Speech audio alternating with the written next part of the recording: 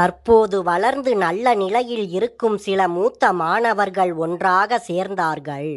அவர்கள் தாங்கள் படித்த பல்கலைக்கழகத்தின் பேராசிரியரை சந்திக்க சென்றனர்.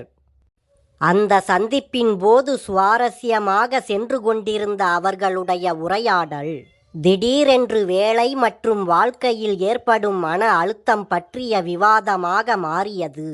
அப்போது அந்த மாணவர்களுக்கு காப்பி கொடுக்க சமையலறைக்கு சென்ற அவர்களுடைய பேராசிரியர் திரும்ப வரும்போது ஒரு பெரிய கூஜாவில் காப்பியையும் பலவிதமான கோப்பைகளையும் எடுத்து வந்தார்.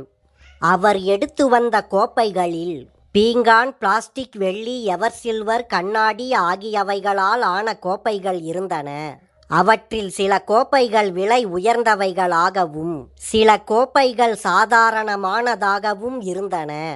அந்த கோப்பைகளை அவர்களுடைய பேராசிரியர் மேஜை மீது வைத்தார். பின் அவர் அந்த மாணவர்கள் எல்லோரையும் சூடான காப்பியை அவர்களாகவே ஊற்றி குடிக்க சொன்னார். எல்லோரும் ஆளுக்கொரு கோப்பையில் காப்பியை ஊற்றி அருந்த தொடங்கினார்கள். அப்போது அவர்களிடம் பேராசிரியர் சொன்னார், நீங்கள் எல்லோரும் விலை உயர்ந்த அழகான கோப்பைகளில் காப்பியை எடுத்திருக்கிறீர்கள்.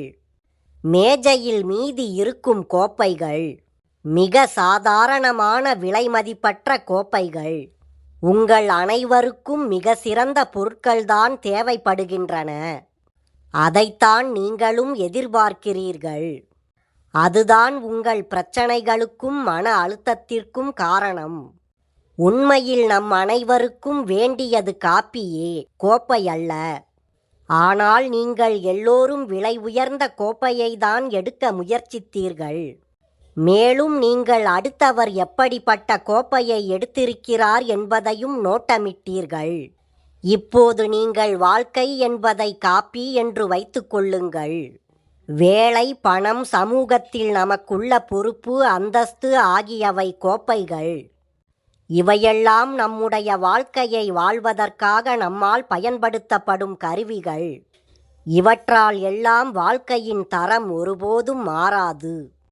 பொதுவாக நாம் அனைவரும் கோப்பையின் மீதே நம் கவனத்தை வைப்பதால் காப்பியின் சுவையை நாம் அனுபவிக்காமல் போய்விடுகிறோம்.